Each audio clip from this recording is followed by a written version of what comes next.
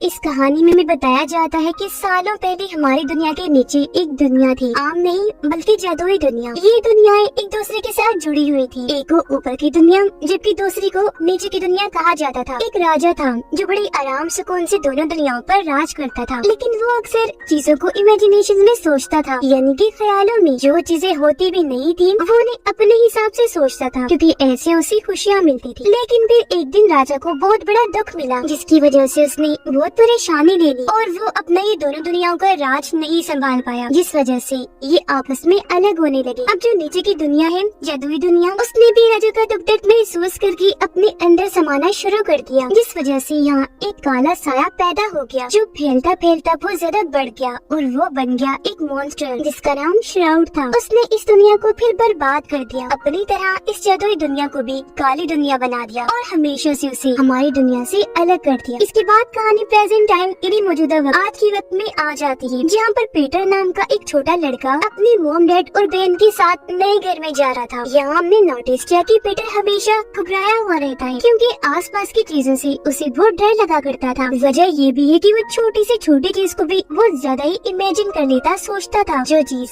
उसकी परेशानी की वजह बनती। पहली बात पीटर की बहन की, वो अपने भाई से बिल्कुल अलग थी, हर वक्त खुश रहने वाली और कभी भी बुरा नहीं, हमेशा अच्छा सोचने वाली, इमेजिनेशंस में तो बिल्कुल ना रहने वाली, बल्कि हर चीज को पॉजिटिव लेने वाली। अब ये लोग यहाँ सामान शिफ्ट करके रहना शुरू कर देते हैं। अगले दिन पीटर की बहन खेलते खेलते एक जनरल स्टोर में चली गई, तब उसके पीछे पीछे वो भी चला जाता है। इस स्टोर में बहुत ही अलग अजीब तरह की पुरानी चीजें पड़ी हुई थी, जो कीमती भी लग रही थी। पर इन सब में पीटर को एक पजल क्यूब बहुत पसंद आ जाता है, यानी एक ऐसा क्यूब जिस पर पहेली को सुलझाना था। अब वो जादुई क्यूब था। ये चीज पीटर को पता नहीं चल पाती और वो उसे खरीद कर घर ले आया। रात को पीटर जब सोने जा रहा था तो उसकी मॉम उसे एक कंपास तोहफे के तौर पर देती है, जो दरअसल रास्तों के बारे में बताने के लिए होता है। उसकी मॉम ने बताया कि ये तुम्हारे दादाजी का था, उन्होंने कहा था कि ये पीटर को गिफ्ट कर देना जब वो थोड़ा बड़ा हो जाए। तो अब वो इस कंपास को लेकर अपने कमरे में आ जाता है और उस क्यूब की पजल यानी पहेली को सुलझाने लगता है। इतनी ही देर में यहाँ उसकी बहन आ गई, जो पीटर से वो पजल क्यूब मांगती है कि तुम भी मुझे दे दो और बदले में मुझसे कुछ सिक्के ले लो। वो सिक्का निकाल कर पीटर को देने ही लगी थी कि तभी एक सिक्का फर्श के छेद से नीचे जाकर गिरता है, क्योंकि वो फर्श लकड़ी का था। अब जैसे पीटर उस सिक्के को उठाने जाता है, उस छेद में वो किसी जानवर की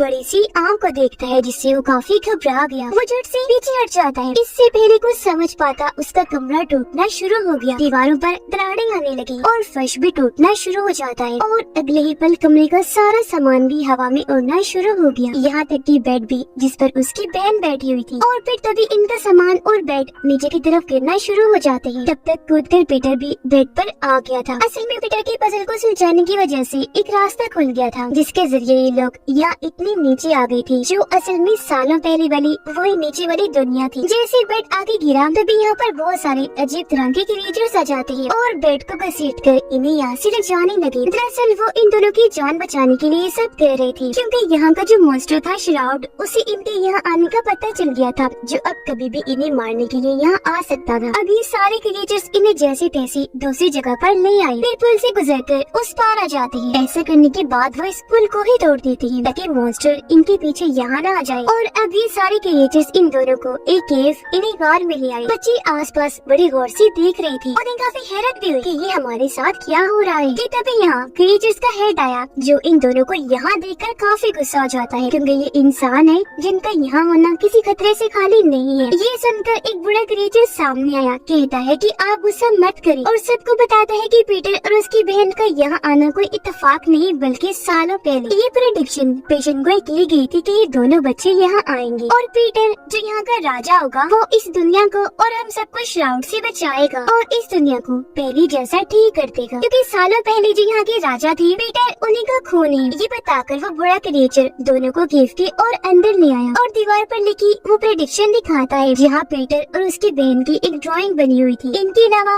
और भी कई सारी तस्वीरें वहाँ बनी हुई थी, जो सब दिखाकर बड़ा क्रिएचर उन्हें यहाँ के पास्ट माजी के बारे में बताता है कि कैसे यहाँ सालों पहले दोनों दुनियाओं पर एक राजा राज किया करता था, जो आपके ही बड़े थे। पर दुख की वजह से काले साय से मॉन्स्टर श्राउड यहाँ पैदा हो गया और ये दुनियाएं अलग हो गई, जिस वजह से यहाँ पर रखी घड़ी टूट गई, जो टाइम बताने वाली इकलौती घड़ी थी और ऐसी टाइम रुक गया।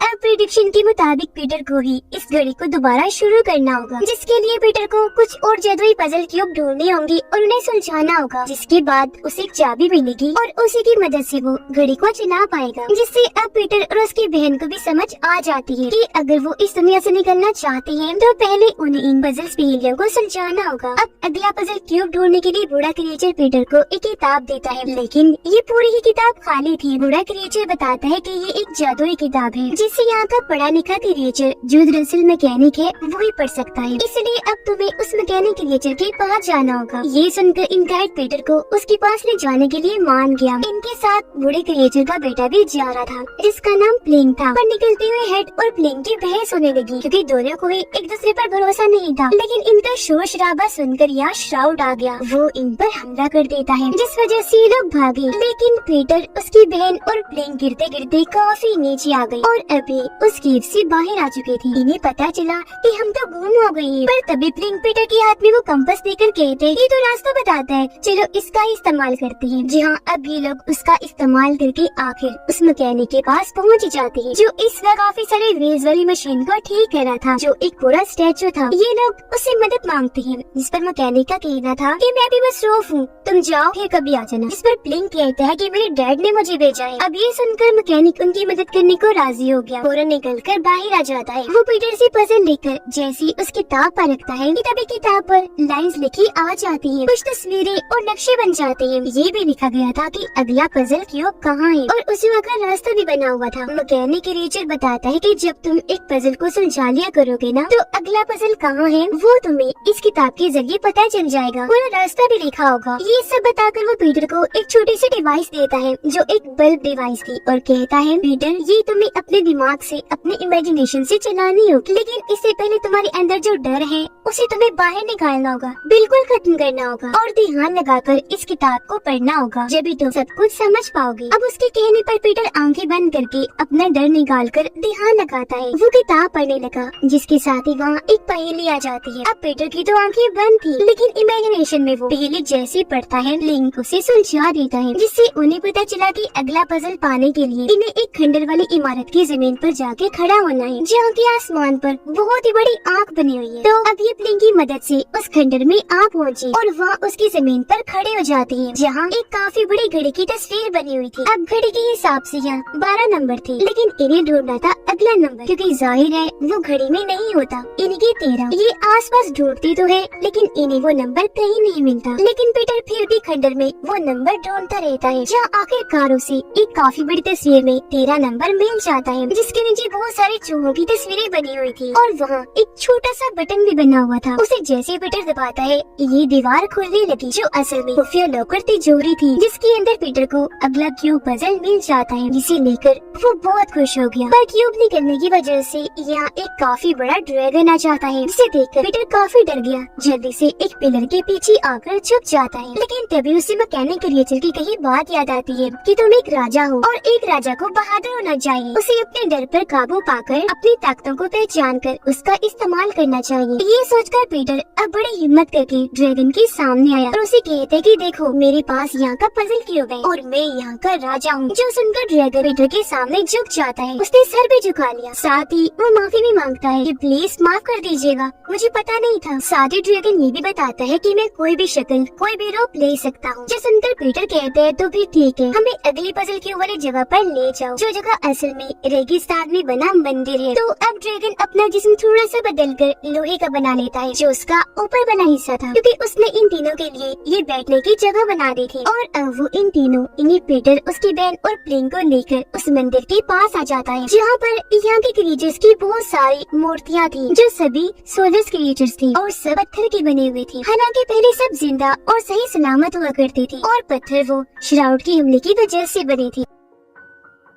अब ये लोग मंदिर के अंदर आ जाते हैं, जहाँ इन्हें 2 सर वाला कछुआ मिलता है, जो असल में थे तो 2 लेकिन आपस में जुड़े हुए थे। इन्हें पता था कि पीटर यहाँ का राजा है, तो ये उससे बातें करने लगते हैं, पर वो इन पर गुस्सा करने लगता है कि तुम इतना क्यों बोल रहे हो, मेरा टाइम बर्बाद ना करो, मुझे पजल ढूंढना है। अब उसका ये बर्ताव पीटर की बहन को पसंद नहीं आया, वो उसे ऐसा करने से मना कर रही थी, पर इस बात को लेकर इन बहन भाइयों की बहस हो गई। तब उसकी बहन नाराज होकर वहाँ से बाहर आ जाती है। उसके बाद पीटर मंदिर को हर तरफ से देखने लगा जहाँ पर बहुत सारी तस्वीरें बनी हुई थी। एक दीवार पर ऊपर से नीचे 4-5 पत्थर थे और कुछ तस्वीरें उन पर भी बनी हुई थी। अब की जो पहेली थी वो एक कोड में थी। उन कोड्स के मुताबिक पीटर उन पत्थरों को हाथ लगाकर मोड़ देता है। अब ऐसे उसने सारे पत्थर घुमा दिए और ये पहेली उसने हल कर ली। ऐसा होते ये दीवार खुलने लगी क्योंकि ये भी एक खुफिया रास्ता था जिसके अंदर उसे अगला पजल क्यूब मिल जाता है। अब इससे पहले वो इस क्यूब को किताब पर रखता, अगले पजल क्यूब का पता लगाने के लिए बाहर से उसे अपनी बहन के चिल्लाने की आवाजें आने लगी। ये जब बाहर चेक करने गया तो देखता है कि श्राउड की आर्मी ने उसकी बहन और ड्रैगन को पकड़ लिया है, जो बहुत बड़ी आर्मी थी और ये सब रोबोट मशीन थी। आर्मी का लीडर पीटर को कहता है कि चुपचाप ये पजल क्यूब हमारे हवाले कर दो, पर पीटर ने साफ साफ मना कर दिया कि नहीं, और वैसे भी मेरा ये काम अभी अधूरा है, मैं सारे पजल नहीं ढूंढ पाया। अब इनकार सुनकर लीडर का गुस्सा आ गया, इसीलिए वो पीटर को मारने लगा और अपने लोगों को भी कहकर इन पर हमला करवा देता है। ये देखकर ड्रैगन को भी काफी गुस्सा आ गया और अब वो अपनी ताकत की मदद से अपना साइज बहुत बड़ा कर लेता है और अब वो इन सोल्जर्स को मारने लगा। उसका साइज इतना बड़ा था कि ये सब उसके सामने बच्चे लग रहे थे और वो चींटियों की तरह इन्हें मसलता गया और यहाँ इनकी काफी बड़ी लड़ाई छिड़ गई। तो पीटर यहाँ अपना दिमाग लगाता है, वो मैकेनिक की दी हुई डिवाइस की मदद से एक ही झटके में इस पूरी आर्मी को खत्म कर देता है। पर इस लड़ाई के दौरान एक सोल्जर ने पीटर की बहन पर हमला कर दिया था और क्योंकि वो श्राउड का सोल्जर था इसीलिए अब धीरे धीरे उसकी बहन भी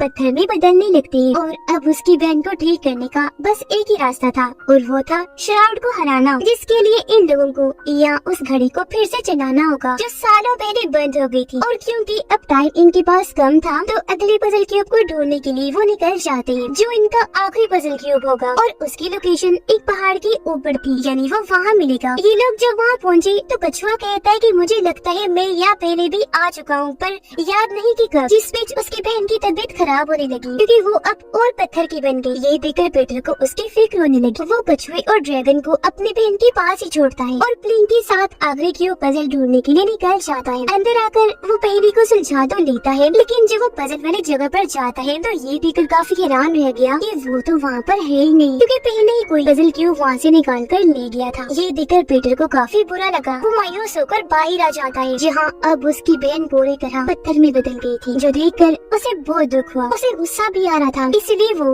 बूढ़े क्रीचर के दी हुई वो जादुई किताब नीचे फेंक देता है, क्योंकि अब इसका इन सबसे यकीन उठ गया था। उसे लगता है कि मैं कुछ भी ठीक नहीं कर पाऊंगा और अब तभी कछुए को याद आता है कि मैं यहाँ कब आया था। वो कहता है पीटर, मैं जब यहाँ आया था तो आखिरी क्यूब मैंने ही वहाँ से निकाल लिया था ताकि श्राउड वो ना ले ले, वो मेरे पास है। जो कहकर वो आखिरी क्यूब पीटर को दे देता है, जो लेकर पीटर खुश तो बहुत हुआ क्योंकि अब सारे पजल क्यूब आ गए थे, लेकिन इस बात से उदास हो जाता है कि अब हमारे पास किताब नहीं है, क्योंकि वो तो उसने नीचे फेंक दी थी। वो रोने लगता है कि शिर ने कितनी बड़ी बेवकूफी कर दी, लेकिन तभी ड्रैगन जो उड़ सकता था वो उसे शांत करके नीचे चला जाता है किताब को ढूंढने के लिए, जो बहुत जल्द उसे मिल भी गई, जिसे लेकर वो वापिस आ जाता है। उसे लेकर पीटर किताब पर रखता है, जिसे इन्हें पता चला कि घड़ी को चलाने के लिए जो चाबी इन्हें चाहिए होगी वो हासिल करने के लिए इन्हें एक टावर में जाना पड़ेगा, जो क्लॉक टावर है। तो अब पीटर ना चाहते हुए भी अपनी बहन की मूर्ति को वही छोड़कर ड्रैगन के साथ क्लॉक टावर के लिए निकल जाता है।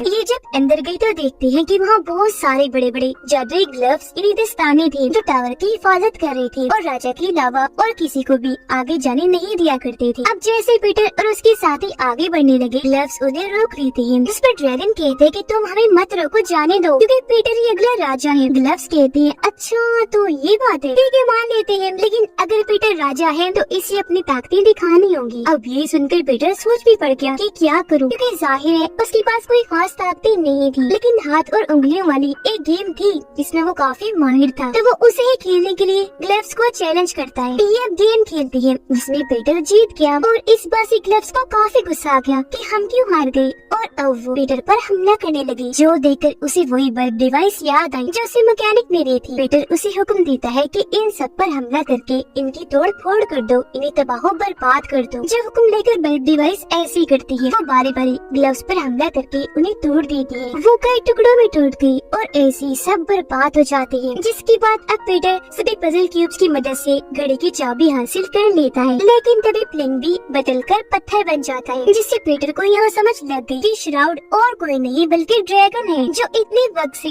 चाबी हासिल करने के लिए पीटर का साथ दे रहा था। हर जगह उसके साथ था वो श्राउड, लेकिन ड्रैगन के रूप में। और अब क्योंकि उसका असली चेहरा सामने आ गया था, इसीलिए वो ड्रैगन से बदलकर अपने असली श्राउड मॉन्स्टर वाले रूप में आ जाता है। उसके पास जिस्म को बखेरने की ताकत थी, जिसकी मदद से वो पीटर पर हमला कर देता है। और यहाँ वो पीटर की सबसे हैरानकुन राज को सामने लाता है। असल में जो पीटर की बहन थी वो हकीकत में नहीं थी, बल्कि वो भी पीटर की इमेजिनेशन थी। सच तो ये है कि उसकी बहन की कुछ वक्त पहले ही मौत हो गई। वो इस दुख को झेल नहीं पाया, उसे यकीन नहीं आ रहा था उसकी मौत का, और तभी से वो उसे इमेजिन करने लगा, जिस वजह से वो उसे हर जगह दिखना शुरू हो गई। ये बताकर श्राउड उस पर हमला करने लगा। असल में अपनी बहन की मौत के बाद पीटर शर्मिंदगी में जिंदगी गुजार रहा था कि मैंने उसकी जान बचाने के लिए कुछ नहीं किया, मैं किसी काम का नहीं। और उसके डर और शर्मिंदगी का फायदा उठाकर श्राउड उसे कमजोर करने की कोशिश कर रहा था। पर अब उसे समझ आती है कि मैं अब इस दुनिया में आया हूँ, तो यहाँ मेरी बहन सिर्फ मेरी इमेजिनेशन ही नहीं, बल्कि मैं जादू से उसे दोबारा जिंदा कर सकता हूँ, जो जिंदा होने के बाद ये इस दुनिया में ही रहे। तो अब वो बहुत खुश था इस बात से कि मुझे अपनी बहन को दोबारा जिंदा करने का एक और मौका मिला है। तो अब वो अपनी बहन और बाकियों को बचाने के लिए अपने सारे डर को मिटा देता है। इसीलिए वो अपनी बल्ब डिवाइस को भी हुक्म देता है और श्राउड पर हमला करवा देता है। और क्योंकि उसका जिस्म उलझा बिखरा हुआ था, तो अब वो टूटकर बिखरने लगा, वो पूरा बर्बाद हो जाता है। और इस तरह यहाँ श्राउड का खात्मा हो गया, जिससे आज आखिरकार इस दुनिया का अंधेरा कालापन खत्म हो गया था। तो अब पीटर उस क्लॉक को चालू करके दोबारा शुरू कर देता है। घड़ी जैसे चली, ये जादुई दुनिया दोबारा पहले जैसे ठीक हो गई। यहाँ पर से रोशनी छाने लगी, चीजें जलना शुरू हो गई, और पीटर की बहन और बाकी क्रिएचर्स जो पत्थर के बने हुए थे वो भी दोबारा से ठीक हो जाते हैं। और अब उसकी बहन इसी दुनिया की बन जाती है। उसे देखकर पीटर बहुत खुश हो गया। अब क्योंकि ये सब ठीक करने में पीटर का हाथ था, इसीलिए उसे इज्जत के तौर पर ताज पहना दिया जाता है। पर वो ताज उतार कर अपनी बहन को ही पहना देता है, ये कहकर कि तुम इस दुनिया की हो तो इस पर तुम्हारा हक है। और अब वो सबको अलविदा कहकर वापस अपनी दुनिया में आ गया, जहाँ उसका कमरा जो टूट गया था वो भी अब बिल्कुल ठीक हो जाता है। नींद से उठने के बाद वो ये सब कुछ अपने डैड को बताता है, यानी कि शुरू से अब तक जो हमने देखा वो उसकी इमेजिनेशन थी, और उसकी इमेजिनेशन में ही नीचे वाली दुनिया फिर से बन गई थी, जहाँ उसकी बहन जिंदा है, जो वो हमेशा चाहता था अपनी बहन को जिंदा देखना। और अब वो सिर्फ वही अपनी इमेजिनेशन में ही मिल सकता था। और यहाँ हमें ये भी पता चला कि शुरुआत में जो राजा थे वो भी नीचे और ऊपर की दुनिया को इमेजिन करते थे, जिनकी परेशानी से घड़ी रुकने से वो दुनिया रुक गई, जो बाद में आकर उनकी ये नस्ल के बच्चे पीटर ने दोबारा ठीक कर दी। क्योंकि जैसा कि मैंने आपको बताया, पीटर उनका ही खून था, उनकी नस्ल का था। और अब हम पीटर की इमेजिनेशन में नीचे की दुनिया देखते हैं, जहाँ की रानी अब उसकी बहन बन चुकी थी। और इसी के साथ ये फिल्म इधर ही खत्म हो जाती है।